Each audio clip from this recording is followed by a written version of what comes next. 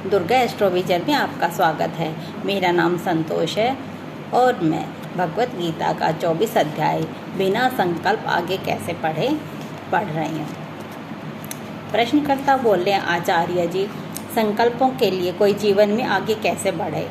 निष्काम कर्म तो समझ में आता है, लेकिन संकल्प रहित कर्म समझ में नहीं आता। आचार्य बोलते हैं, जब संकल्पों का त्याग करने को कहा जा रहा है तो किससे कहा जा रहा है? अर्जुन से कहा जा रहा है ना। अर्जुन माने जीव, अर्जुन माने मन, कृष्ण माने आत्मा, सत्य। अर्जुन यानी मन जब भी संकल्प करता है, किस चीज़ का करता है? मन जब भी संकल्प करेगा अपने ही संसार के भीतर के किसी विषय का, किसी वस्तु का करेगा। उन संकल्पों को छोड़ने की बात करी जा रही है। तुमने जब भी कोई संकल्प उठाया है, अपनी इच्छित वस्तु को पाने का ही तो उठाया है ना, और तुम उसी वस्तु की इच्छा करोगे जो तुम्हारे जैसी होगी, तुम्हारे ही तल की होगी। अहंकार अपने पार की वस्तु तो कभी पाना चाहता ही नहीं। क्यों? अपने से पार का कुछ मिल गया तो अहंकार को मिटना पड़ेगा। तो अहंकार बहुत बड़ी कामना पसार ले तो भी मांगता अपने ही तल की कोई चीज़ है। संकल्प उसका यही रहता है कि मुझे कुछ ऐसा मिल जाए जो मेरे काम आ जाए, जो मुझे बड़ा और मजबूत बना दे। जो कुछ भी मांगेगा वह यही कहेगा कि अहंकार स्वयं उस मांगी हुई वस्तु के केंद्र पर रहे। बहुत बड़ा घर चाहिए अहंकार को, उस घर में रहेगा कौन? अहंकार ही रहेगा ना। बहुत बड़ी गाड़ी चाहिए अहंकार को, किसके लिए चाहिए? अपने लिए चाहिए। उस गाड़ी में बैठेगा वही। बहुत पद चाहिए, बहुत प्रतिष्ठा चाहिए, बहुत पैसा चाहिए, किसकी होगी प्रतिष्ठा? अहंकार की। अहंकार जो कुछ भी मांगता है उसके केंद्र पर स्वयं बैठा होता है। मुझे मिलेगा, मुझे मिलेगा, ऐसे ही होते हैं अहंकार के संकल्प। इन संकल्पों को त्यागने की बात करी जा रही है। ये छोटे संकल्प हैं। छोटा सा है अहंकार तो वह बहुत बड़ी बात भी करता है, तो वास्तव में वह होती छोटी सी ही है। इन संकल्पों को त्यागने की बात करी जा रही है। छोटे को त्याग दो, हाँ, जो महत संकल्प है वह तुम उठा लो। पर अर्जुन महत संकल्प तो अभी जानता ही नहीं। अर्जुन की दुनिया के सब संकल्प कैसे हैं? छोटे। तो अर्जुन से चाहे कहो कि तू छोटे संकल्प छोड़ दे और चाहे कहो कि तू संकल्प छोड़ दे, एक ही बात हुई ना, क्योंकि अर्जुन का संकल्प बराबर छोटा संकल्प है। तो अर्जुन से कहा कि तू संकल्प ही छोड़ दे, क्योंकि उसके सारे ही संकल्प छोटे हैं। बड़ा संकल्प उठाने की बात है। बड़ा संकल्प माने कृष्ण संकल्प।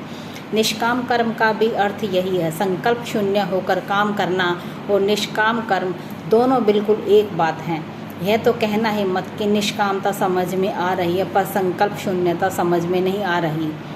दोनों एक हैं। ऐसा कैसे कि एक आई समझ में, दूसरी नहीं। निष्कामता का भी यही अर्थ है। अपनी साधारण कामनाओं से ऊपर उठ। साधारण कामना वह जिसमें कामना के फल का भोग तुम स्वयं करना चाहते हो। निष्काम कर्म वह है जिसमें तुम्हें फल एक ही चाहिए, श्री कृष्ण।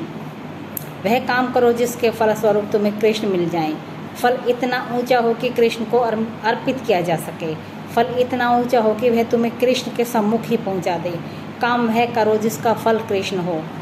कृष्ण माने मुक्ति। काम वह करो जिसके फल में तुम्हें मुक्ति ही मिल जाए। यह है निष्काम कर्म। सकाम कर्म वह है जहाँ तुमने छोटी कामना के लिए कुछ कर डाला, और छोटी कामना के लिए कुछ करोगे तो छोटे ही रह जाओगे। इसी का नाम तो बंधन है। अनंतता छोटी रह गई, इसी का नाम तो बंधन है। निष्काम कर्म में भी कामना रहती है, पर वह आम सांसारिक कामना नहीं है। वह कौन सी कामना है? वह आखिरी कामना है। क्या नाम है उस कामना का? कृष्ण कामना। निष्काम कर्म का अर्थ है कि और कोई कामना नहीं, बस एक और आखिरी। कौन सी? कृष्ण कामना। इसी तरह संकल्प शून्यता का क्या अर्थ है? और कुछ पाने का संकल्प नहीं करूँगा। एक ही है विषय जिसे अब पाना है, वह जो सब विषयों से अतीत है, उसका नाम है कृष्ण। तो कोई नहीं तुमको मना कर रहा संकल्प बनाने से। संकल्प बनाओ, पर सब संकल्पों के केंद्र में किसको बैठाओ? कृष्ण को। बिल्कुल कहो, हाँ, इधर पहुँचना है, वहाँ जाना है। और जब भी कहो कि यहाँ पहुँचना है, वहाँ जाना है, यह पाना है, अपने आप से पूछो, जो कुछ भी पाने की, जहाँ भी पहुँचने की बात कर रहा हूँ, वहाँ पर क्या कृष्ण मिलेंगे?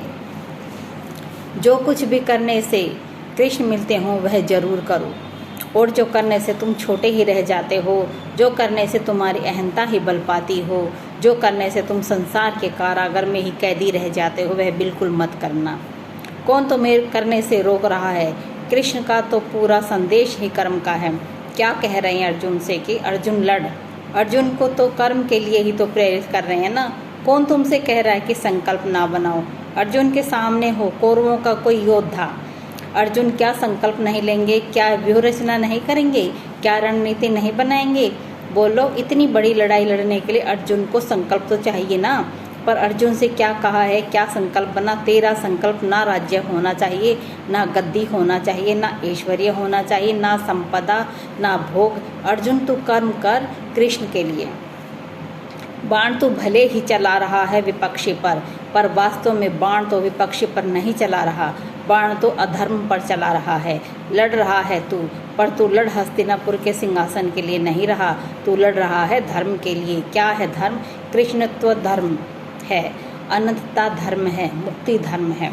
छोटी चीज के लिए युद्ध मत करना, और युद्ध करो तुम घनघोर। छोटा युद्ध बिल्कुल मत लड़ना, और संग्राम हो तुम्हारा भरपूर। यह बात अच्छे से समझ लो कि जबरदस्त लड़ाई लड़नी है, और छोटी लड़ाई लड़नी ही नहीं है। यह है निष्काम कर्म, यह है संकल्प शून्यता। आम आदमी जीवन भर कर्म ही करता रहता है, संकल्पों में ही उलझा रहता है, लड़ाइयाँ ही लड़ता रहता है, पर सब उसके संकल्प पिद्दी, सब उसके कर्म ओछे, सब उसकी प्राप्तियाँ शूद्र। श्री कृष्ण कह रहे हैं कि जब काम कर ही रहे हो तो अरे ऊंचे से ऊंचा करो ना। जब जी रहे हो तो जीवन को छोटे लक्ष्यों में क्यों गंवाते हो? जब लक्ष्य बनाना है तो उच्चतम बनाओ, आसमान जितना ऊंचा।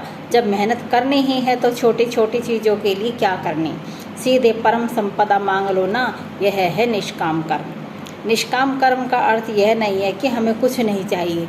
तुम निष्काम कर्म को ऐसे भी समझ सकते हो कि हमें सिर्फ वह चाहिए जो ऊंचे से ऊंचा हो। निष्काम कर्म का अर्थ यह नहीं है कि हमें कुछ नहीं चाहिए। निष्काम कर्म का अर्थ है कि हमें छोटी छोटी चीज़ें नहीं चाहिए, इनसे हमारा मन नहीं भरेगा। मन को छोटी छोटी चीज़ें तो इतना दे दी, मन उनसे भरा क्या आज तक? जब नहीं भरा तो अब और छोटी छोटी चीज़ें मन को नहीं खिलाएंगे। अब तो सीधे विराट चाहिए, या तो वो नहीं तो कुछ नहीं। और लक्ष्य इतना सुंदर है, इतना प्यारा, इतना महत्वपूर्ण कि उसकी साधना में प्राण भी दिए जा सकते हैं। यह है निष्काम कर्म, और इसी को श्री कृष्ण योग का भी सार बता रहे हैं। श्री कृष्ण कह रहे हैं कि तुमने 50 तरह के अभ्यास कर लिए होंगे, पर जब तक तुम संकल्प रहित नहीं हुए तब तक तुम योगी नहीं कहला सकते। तो तुम और कितने भी तरह की योग की विधियाँ आजमाते रहो, पर जब तक तुमने जीवन से शुद्रता को नहीं निकाला, जब तक तुमने कृष्णत्व को ही एकमात्र लक्ष्य नहीं बनाया जीवन का, तुम कहीं से योगी नहीं हो। बहुत लोग घूम रहे हैं और उन सब का दावा यही है कि वे बड़े योगी हैं।